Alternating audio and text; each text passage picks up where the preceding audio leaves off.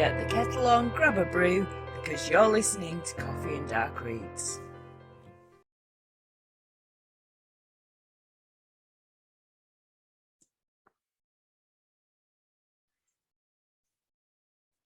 Hello and welcome back to Coffee and Dark Reads, and I will be carrying on with 31 Overlook Hotel.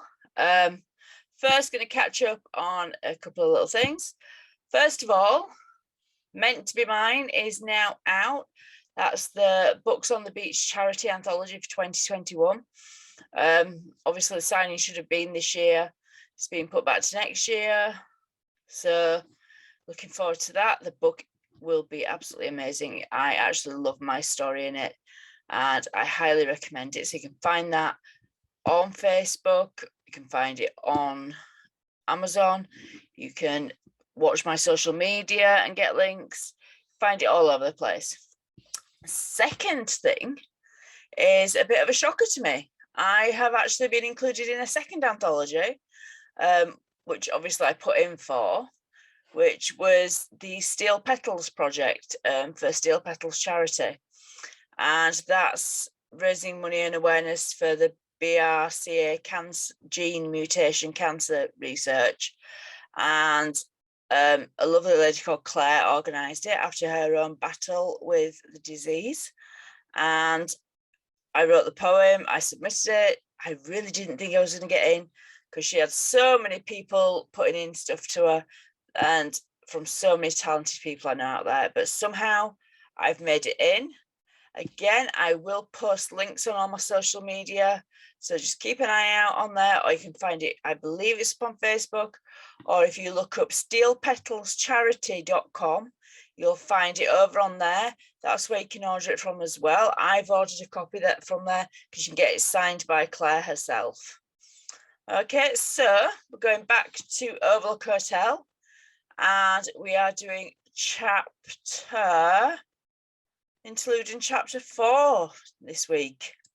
So interlude number 4, The Night Manager by Hargrove Perth. I stare at her blue-tipped hair as the woman approaches. Your invitation. My hand is extended, awaiting the envelope as my right brow raises. Tippy stares at me coldly, as if she believes she can intimidate me. She's dead wrong. Please sign the guest book, all of you. I'd rather not. She's rather crass nearly with her tone. I push the book towards her, leaning in closer. Everyone is required to sign. I don't give a damn if you use your real name or not, but you will sign it. Tippy picks up the pen, scribbling out a name that is probably an alias. It shocks me when turning the registry to see it is not. Why did we get these invitations? None of us has been here before now. Tippy crosses her arms, with her left brow raised. The hotel sends them out. It doesn't involve me. I turn, snatching the key room quickly into my hand, forgetting how fast I'd just moved in front of complete strangers to the hotel and hoping it wasn't noticed. Your room number is 612. Please enjoy your stay. William? My smile forms as William arrives in a flash to help them with their bags. My smile widens as Tippy flips me off over her shoulder before stepping into the elevator. I'm grateful it wasn't Teddy this evening, even though I must admit I haven't seen him since Ruby arrived. They will be exactly what we need, old girl, exactly what we need. So, Act 4, Casting the Giant Shadows by J.A. Stone. Wow, is that your real name? The young bellhop bounced towards the suitcases, stopping cold when he felt how heavy they were. I've never met anybody named Antipathy before. What's that mean? Angela and Tippy looked at one another and shook their heads dourly. It means kill the messenger. Angela stepped forward, shoving a $100 bill into the brash young man's chest. Just kidding. We got it from here, Skippy. I'm William. Sure, Skippy, sure, said Tippy with a middle finger extended over her shoulder as they walked away. In the elevator, Dr. Evangelina Smith placed 2 fingers beneath Antipathy Jones' lapel and felt of the soft leather. She admired the tribal tattoos over the smooth alabaster skin of Tippy's slender neckline. Any clue who sent you the invitation? None. Angela, somebody is casting nearby. Tippy closed her dark brown eyes and breathed a deep cycle of air, powerful to its award. One of the Waluga clan? Angela leaned forward and kissed Tippy's neckline. Possibly, I'm not sure, Angela. I'm serious. Something's wrong about this place. She gently pushed her partner back and faked a nervous smile that fooled no one. I'm sorry. Look, we'll get to the bottom of it, Angela said with a genuine smile as she tapped her right ear. Clipper, are you in position? Yes, I am. Tell me again, why am I always on the rooftops? Because you're a sniper at heart and the city skyline is your home, said Tippy. Oh, yeah, Clippy replied. Settle in, it's going to be a wait. Antipathy said someone is casting wards inside the hotel. I heard, be careful, Clippy sighed. Tippy, is it voodoo? No, it's something different, stronger, and it feels like it's coming from more than one source. The elevator bell dinged and the girls lugged their heavy bags forward onto the 6th floor. Here we go. Suite 612, Antipathy keyed the lock and the two disappeared within. The girls plopped everything onto the king-size bed and peeled back the lids to their bags, smiling wide at the assortment of firearms, knives, armour, electronics and munitions. This is going to be fun, said Tippy. Damn straight, Angela agreed. 30 minutes later, Angela had her laptop hacked into the Overlook's closed-circuit security cameras as Antipathy emerged from the bath in a slinky blue mini dress. Holy shit.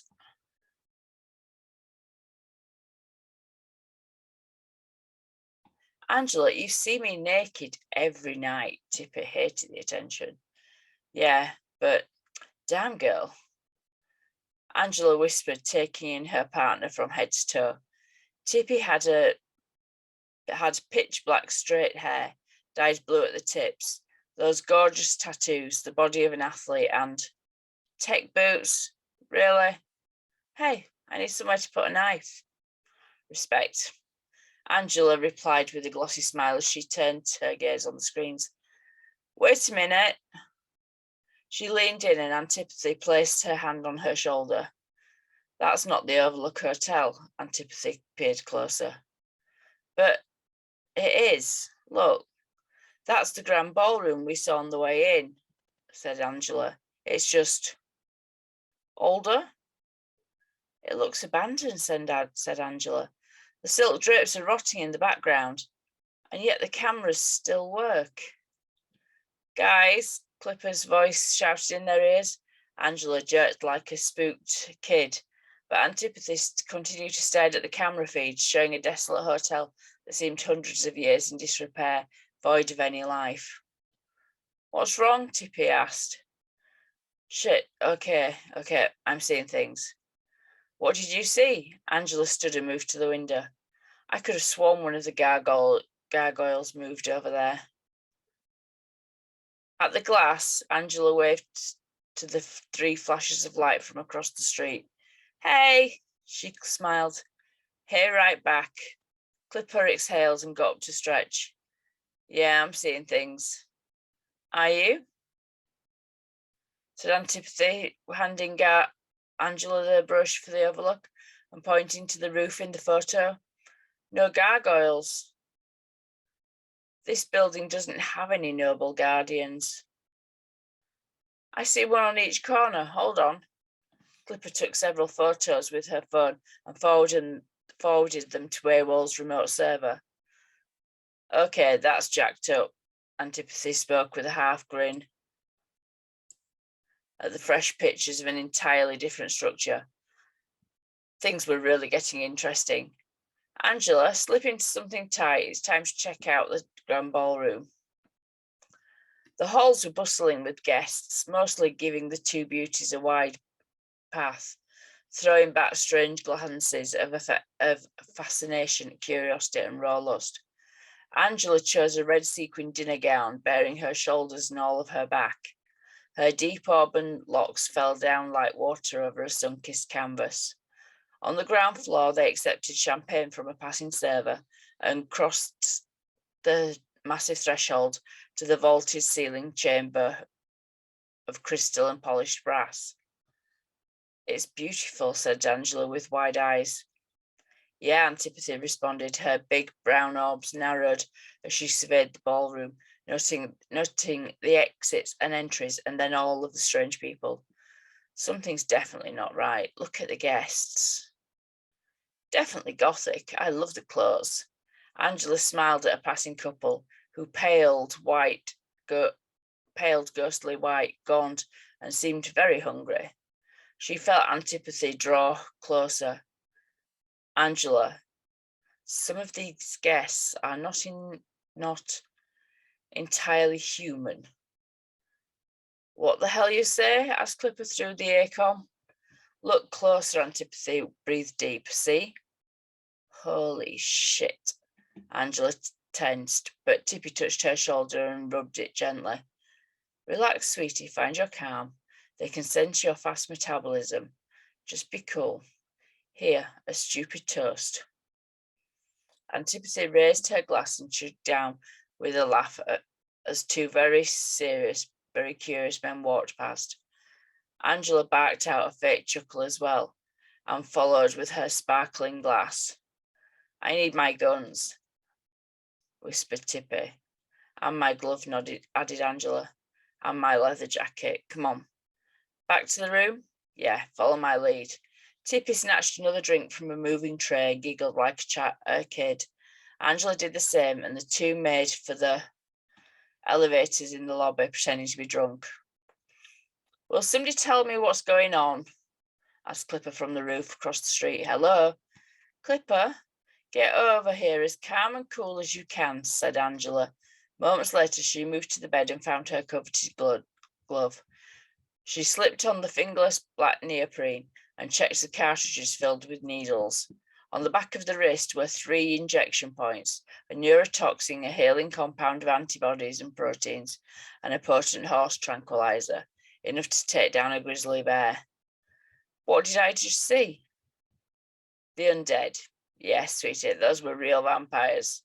Tippy tore the slinky Minnie away and thrust her legs through a pair of tight jeans. A black tank top and her leather jacket were followed by a sigh of relief.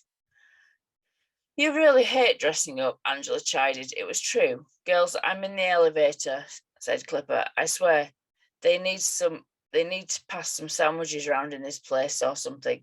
Everyone looks like a fucking supermodel on meth and vomit. Just be cool and tap 3 times, said Tippy, already unlocking the door. Then come in.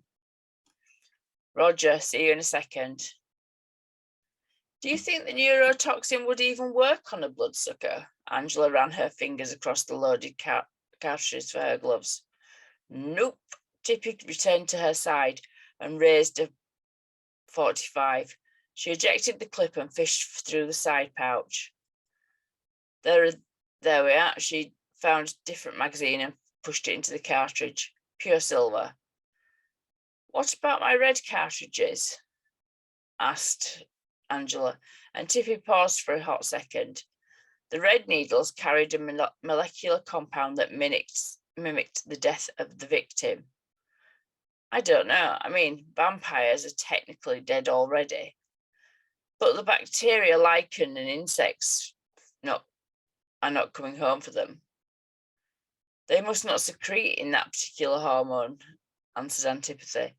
She unsheathed a long hunting sword and studied the waves on the surface of the blade.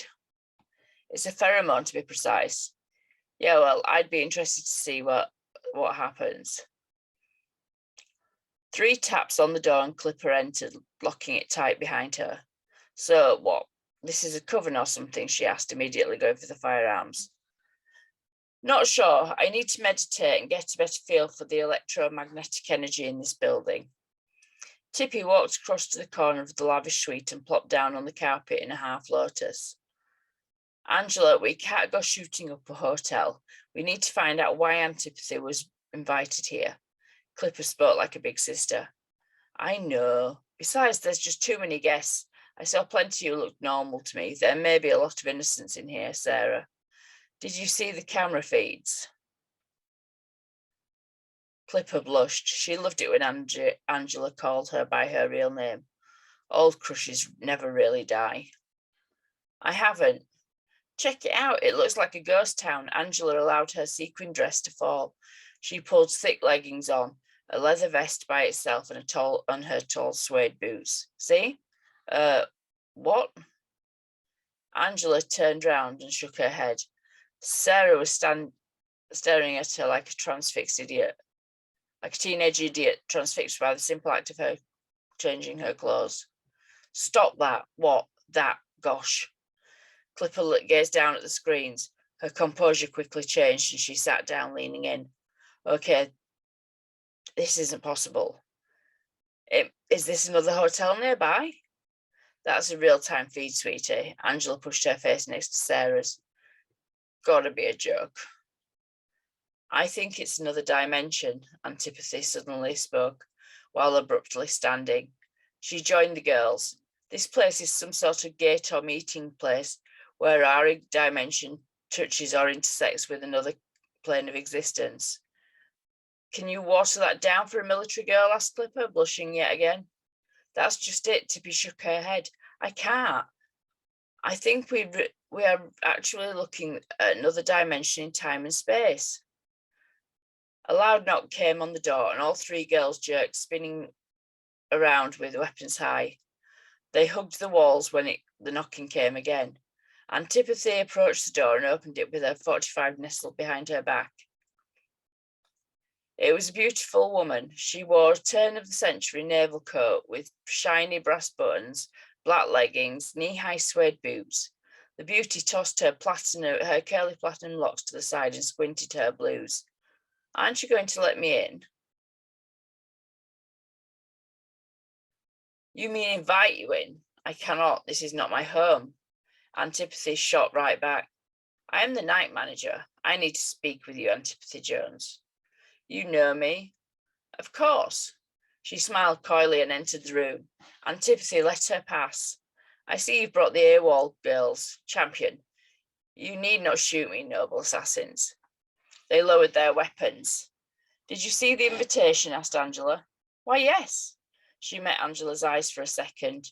She knew evil Angela was their leader. Yet she turned back towards Tippy. You see, I have a malfeasance needing tending, a broken cog in my extended family's machinations has gone too far. We are not contract assassins. If you know anything about us, there is no sum of money. Angela tried. I have no intention of paying you for anything. The three of you will be assassinating this target for free. Really? Antipathy's fuse was burning close. Look, the blonde beauty, said the blonde beauty, pointed to her computer screen. He's arriving this very moment.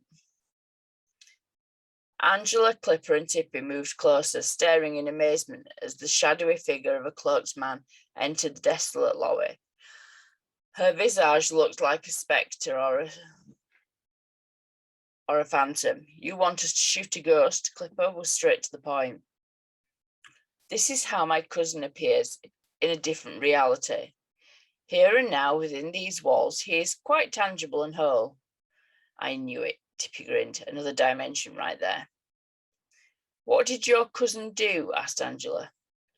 It's more about what he's about to do. The night manager sighed and began pacing the room. What's his name? Angela didn't think it mattered, but was curious. Dantalion. Danto believes the Overlook is rightfully his. He's come to kill me, but you will kill him first on my behalf. I'm just going to quick. And it's Diet Coke today, not coffee, I'm afraid. But back it up, Tippy interjected. What makes you think? Because there is no escaping the Overlook. None of you will be able to leave this place. Holy shit, said Angela. The hell you say, added Clipper. You are trapped in this alternate dimension for eternity unless you eliminate Danto. Lady, you don't know who. Oh, but I do, Miss Jones. I've chosen you because of your ancient bloodline, your studies under Master Momarco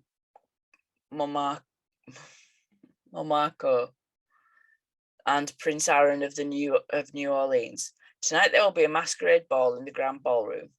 I wish all of you to attend. Your mark will be wearing a mask made of pure gold. The night manager made for the door, turning and smiling at the three dumbfounded women before quietly leaving. Clipper? Yeah, Tippy, follow her. On it, Sarah stuffed a pistol in the back of her pants and left the room. Antipathy went to the window and tried to open it to no avail. She ran her fingertips along the glass and found it and closed her eyes for a moment. It's warded, magically sealed. I'm searching the name Dantilon, said Angela, hacking her back at her computer. There can't be too many of those running around.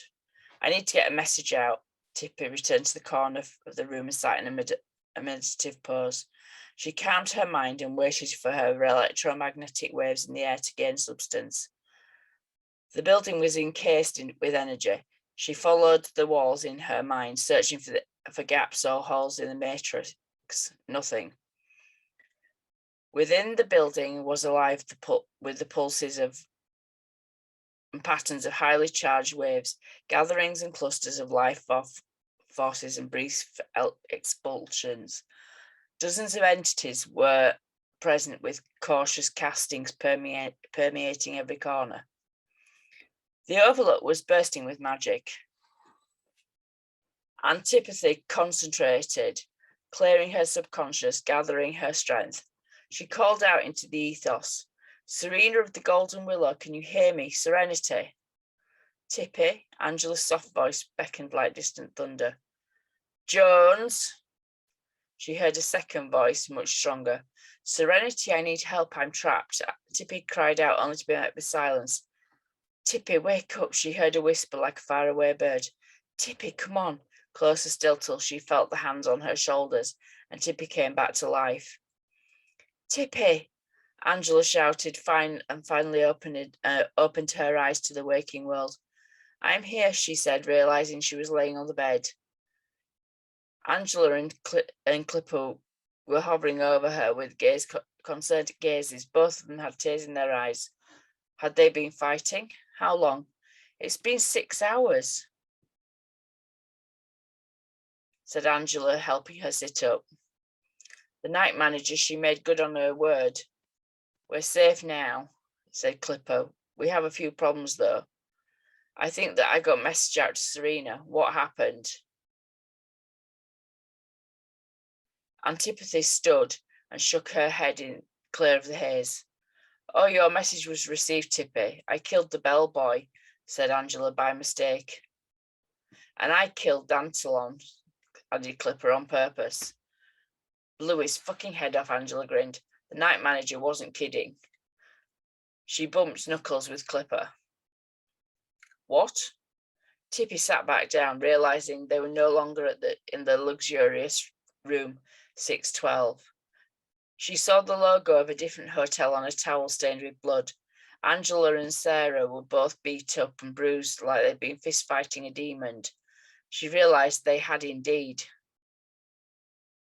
Tippy closed her eyes. Tell me what the fuck has happened. Okay, Antipathy, stay calm, Angela whispered, as she sat beside her and took her hand. You're not going to like this, but... And that's where we end that chapter. I'm not sure, but I do think we come back to those characters later on in the book. They are from a world that was created by the author. I think I said his name. I'm just going to go back and double check.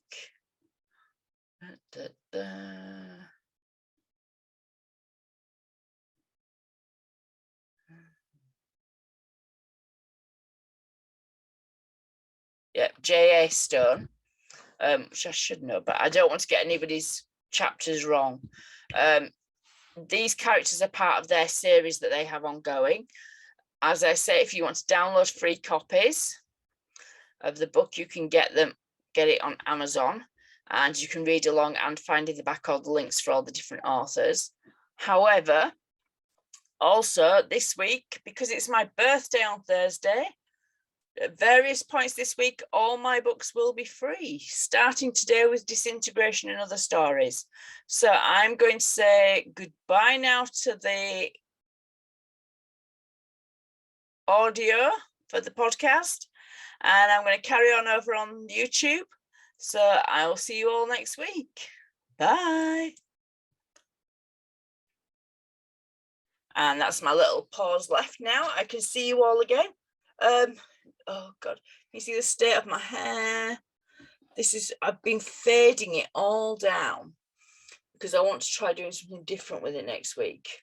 I should really chop some off before, so I might have to chop a couple of inches off at the bottom because it's a bit, to get to about there maybe. And I'm going to layer it up with different colours. That's the plan. I'm going to section it all up before I start, obviously, and then just see what I can do with it. But there will be pink, there will be purple, and there will be blue in there by the time you see me next week. What else do I have to tell you? Okay, as I've explained, it's my birthday on Thursday, the big 5-0. I just going to hang out with family. I'm not doing anything major. Actually working on the day of my birthday because it's my late night Thursday at work, and I actually like the people I work with. So I'm going to work anyway and hang out with them, and then come home and hang out with you guys online. All my books are going to be on sale this week. So you're going to have Disintegration, Voices Across the Void, and Ascension, all free, all during the week. There's 5 days on each. I think Ascension and I can't see the bit of paper I have. You know, when you've written everything on bits of paper and then you move your bits of paper so you can't actually see where you've put them. Not good. Not good. Is that it? No. That was the thing for I can't see it. That's the thing for Sims.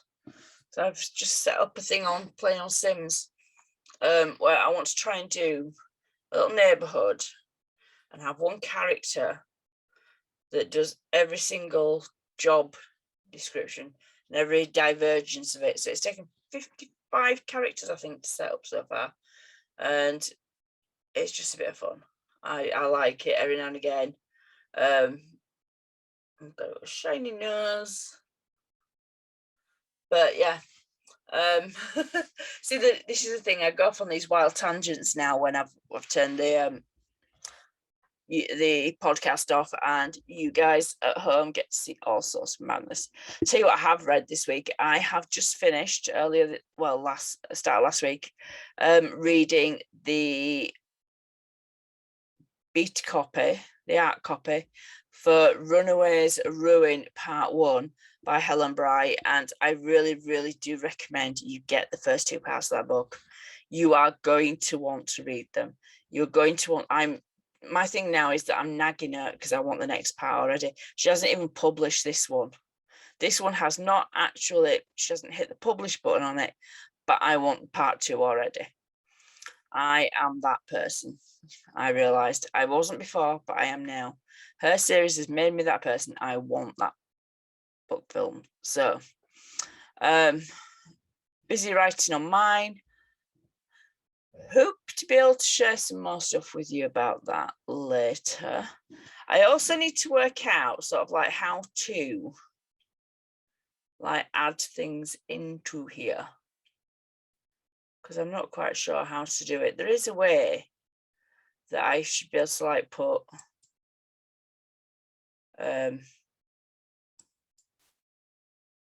things, pictures and things up. Now, I know I can do it when I edit it. That's not a problem. But it'd be nice to be able to just do it anyway. I do know what I can do. I can do this. So we can. I hope we're still filming, yeah.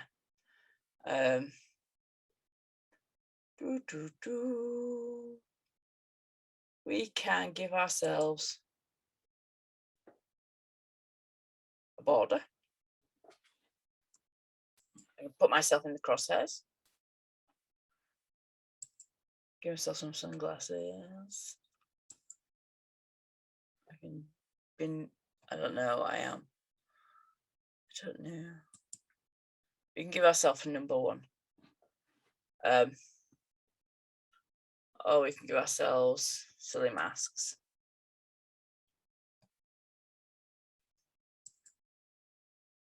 Baby shark, baby shark, doo, doo, doo, doo. And that's really annoying. I'll just be a unicorn. Yeah, I'll just be a unicorn for the rest of this one. Yes, it's fun to be a bit silly. So yeah, lots of things going on. I need to get this edited now today. I am late recording it. Normally I would do it during the week, have it all edited and stuff ready to put on the Sunday. However, if you follow me on Facebook or anywhere else, you'll see me whittering about my ear infection. Now, my ear has gone down. My glands there have gone down. I now have a jawbone back. I didn't have that a few days ago. I can hear a little bit out of the ear now. How the hell are you supposed to get eardrops in? I put them in, I sit there like that. Oh, look, I've lost my unicorn thing. Stay with me, unicorn, stay with me. Yeah, I put it in, I sit there for ages, I try wiggling it, which hurts still. Does hurt still on that side. Sit there for ages thinking it's going to soak in. Does it? No. Does it bugger it? And then I sit back up and it all runs out of my ear. So that's annoying. Anyway, I am going to love you all and leave you now. And I'm going to go off and pop to the shop. Yes, pop to the shop because, oops, I need some chocolate. And the child just wants everything. I need to go check if he's left anything in the house for his packed lunch for tomorrow.